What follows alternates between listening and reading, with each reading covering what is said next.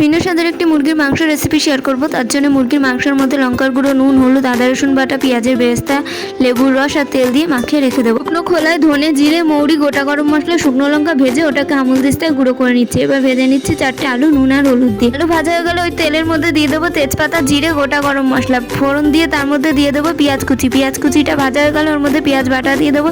তারপর দিয়ে দেবো আদা রসুন কাঁচা লঙ্কা শুকনো লঙ্কার একটা পেস্ট। কিছুক্ষণ নাড়াচাড়া করে নুন, হলুদ, লঙ্কার গুঁড়ো, জিরের গুঁড়ো দিয়ে আবারও ভালো করে কষিয়ে নেবো 5 মিনিট। পর দিয়ে দেবো টমেটো কুচি, সেটা দিয়েও ভালো করে কষিয়ে ওর মধ্যে দিয়ে দেবো আলু আর মাখিয়ে রাখা মাংসটা দিয়ে ভালো করে 10-15 মিনিট কষিয়ে নেবো ঢাকা দিয়ে।